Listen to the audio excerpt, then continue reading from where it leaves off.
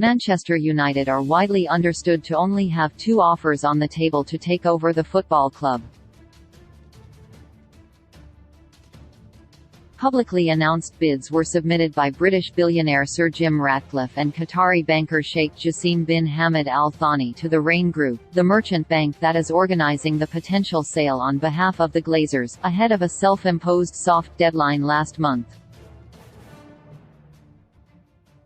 American hedge fund Elliott and buyout financier Ares are also reportedly willing to finance a potential move but are not themselves bidders. Ratcliffe and Sheikh Jassim have released statements that lay out their plans should they be handed the keys to Old Trafford, but what happens next?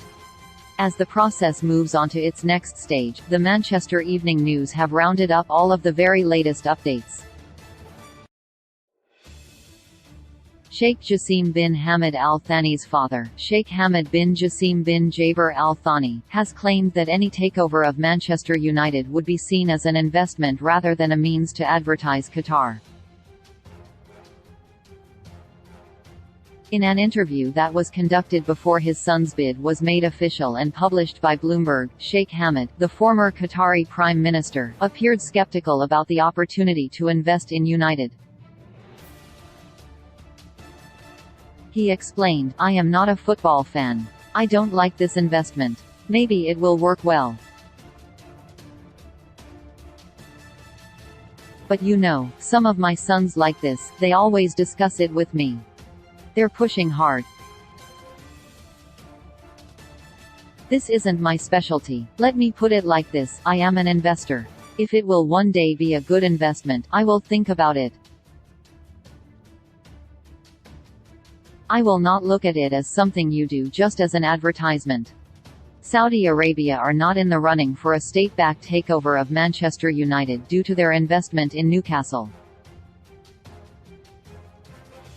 It has been claimed that PIF could consider selling Newcastle in order to acquire a majority share at Old Trafford, but Amanda Staveley, who is co-owner of the North East Club, has now confirmed that is very unlikely. Asked whether PIF would sell Newcastle to buy United, Staveley replied, "No, I don't think so." Read more. Here Stephen Pagliuca has given his response to the potential takeovers at Manchester United and Liverpool after being asked whether is interested in investing in either of the Premier League giants. Speaking at the Financial Times Business of Football Summit, Pagliuca was asked whether he had any interest in either Premier League club. Pagliuca said, "I looked at Liverpool about 15 years ago when they had that situation, before their current owners, Fenway Sports Group, took over. I can't talk specifically about any transactions we are working on because of confidentiality agreements, but obviously, we are aware of those transactions." Read more. Here that is the question which supporters want to be answered. To begin with, it's understood the two bidders, Sheikh Jassim and Ratcliffe, will be given access to a data room where relevant financial information about the club will be made available, to reveal the value of assets and debts etc. Sam Maven, head of corporate at Brabner's LLP, has bought and sold football clubs throughout his career, and he recently confirmed to the Manchester Evening News that assessing relevant financial information will be the first step. Read more. Here American buyout financier Ares Management Corp have reportedly offered funds to help a potential bidder buy Manchester United. Reuters have reported that Ares, which oversees around £290 billion worth of assets, is said to have offered funds to one bidder who had turned down the funding because the terms were unattractive. The buyout financier group has previous reported interest in facilitating a Premier League takeover, with reports in 2020 that they were backing Miami-based investor Capital Football Group in a potential buyout of an English top-flight side. They were also reported to have backed two failed bids for Chelsea last year before the Stamford Bridge Club were eventually bought by a consortium led by Todd Boehly for £4.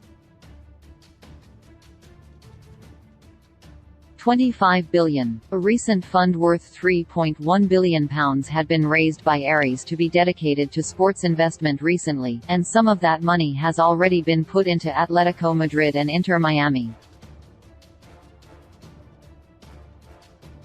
Read more. Here Barcelona manager Xavi thinks a Qatari-led takeover of Manchester United would be a good option for the club. After retiring from football, Xavi's first job in management was with Al Sadd in Qatar, the club which he finished his playing career with, and he was asked ahead of the clubs facing off in the second leg of their Europa League tie for his verdict on a potential Qatari-led takeover at Old Trafford. Xavi claimed that a Qatari-led takeover would be a good option for United, despite the controversy around the bid. "I have a good relationship with the Sheikh. He is a serious, responsible person, and I think he would do a good job," Xavi said. "I know him well. He's a very good person, and I think he would be a very good option for United. I worked in Qatar for 6 years. Read more. Here Manchester United's share price fell by more than 12% on Tuesday. This comes after the share price boomed ahead of Friday's soft deadline for takeover bids following an initial rise from November's potential sale announcement. The club's share price on the New York Stock Exchange on February 21 dropped from $25. 21 pounds and 8 pence to $24.27, £20.02 within the first half hour, with a handful of rebounds in between. The share price at one stage fell to as low as $22.89, £18.91, before ending at $22. 19 pounds and 2 pence by close, a drop of 12.69%.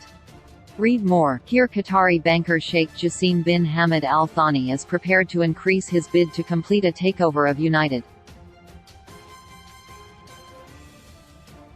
This is according to a report from the Metro, which itself cites The Athletic. It is claimed that Al Thani is ready to increase his offer to fight off competition from Ratcliffe.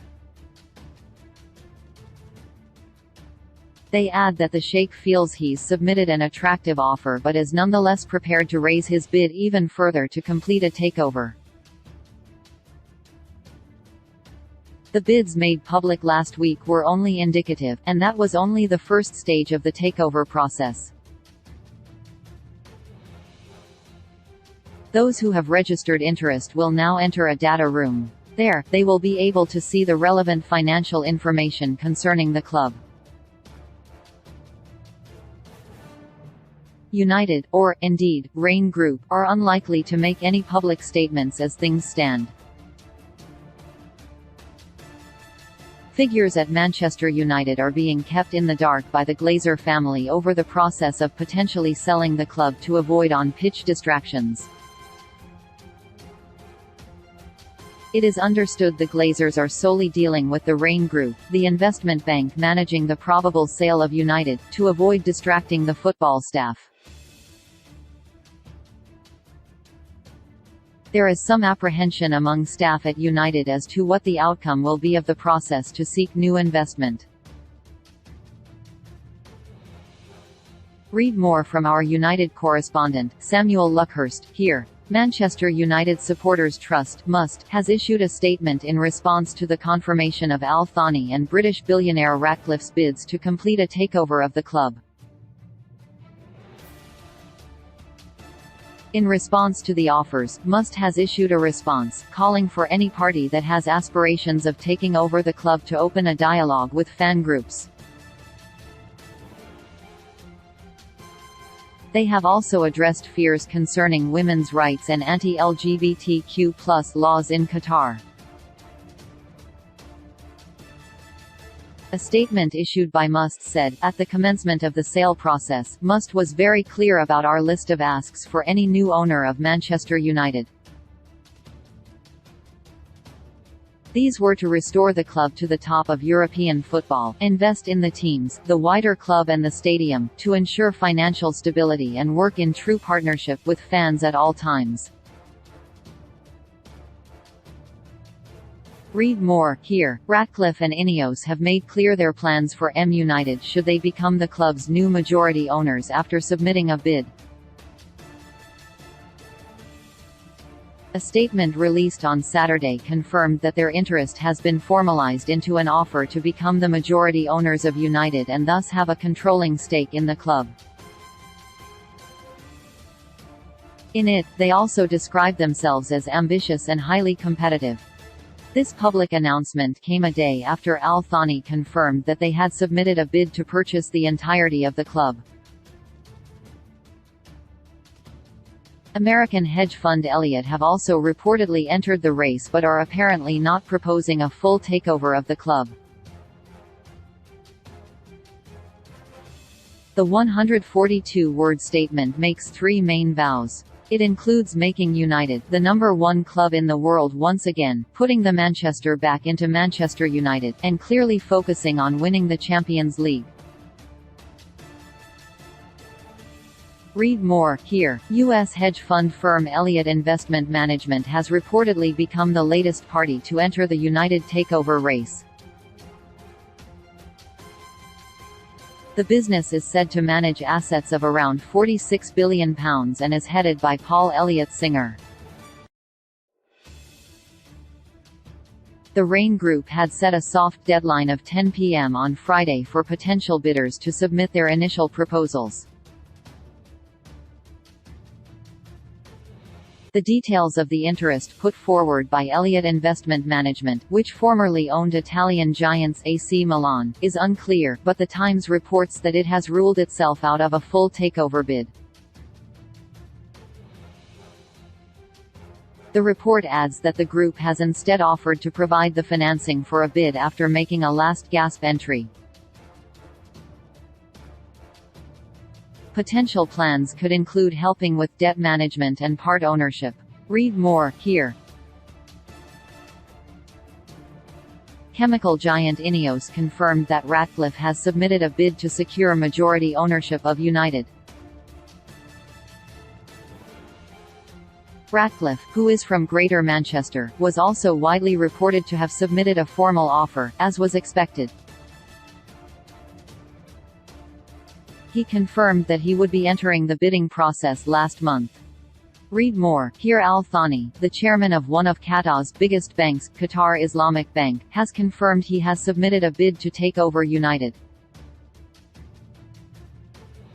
A statement confirming the bid from Al Thani said, Sheikh Jassim bin Hamad Al Thani today confirmed his submission of a bid for 100% of Manchester United Football Club.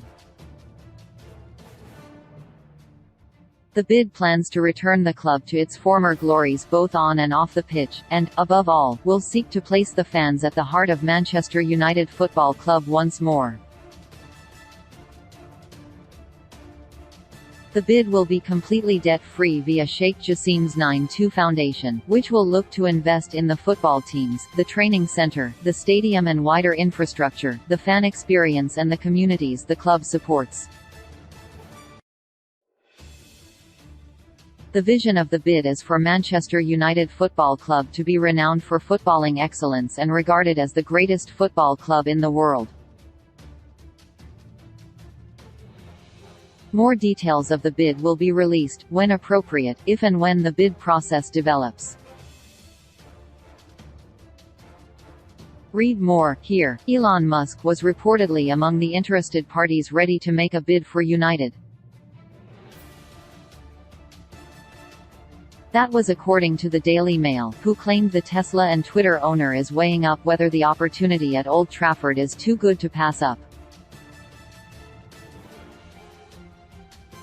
The Glazer family put United up for sale in November. Musk is said to have an enormous net worth of £157 billion and could potentially join forces with an interested individual or group to become the figurehead of the bid. Musk has joked in the past that he would buy United, but on this occasion, the reports look to have a little more substance behind them, with the business tycoon said to be a boyhood fan of the club. Read more here. United co-chairman Joel Glazer and Avram Glazer are exploring the possibility of buying out their 4 siblings on the club board as prospective investors prepare to submit their proposals. A soft deadline of February 17 has been set for interested parties to formally outline their strategy 3 months after the Glazers announced they had started a process to explore strategic alternatives to enhance the club's growth. Avram Glazer was in Dubai last week amid interest in selling a minority stake to Qatari investors. Glazer principally visited the Gulf state to watch the cricket franchise he owns, the Desert Vipers, who lost in the International League T20 final on Sunday. Qatari Sports Investments ownership of Paris Saint-Germain means any Qatari approach would have to be through a consortium or an individual, as UEFA rules prevent multi-ownership. Read more from our United correspondent Samuel Luckhurst here. UEFA says multi-club ownership poses a material threat to the integrity of European club competitions, amid reports of takeover interest in Manchester United from Qatari backers. The QIA is subject to supervision by the State of Qatar and, in turn, its emir, Tamim bin Hamad Al Thani. The QIA and QSI are separately run entities despite their same state ownerships. Read more here.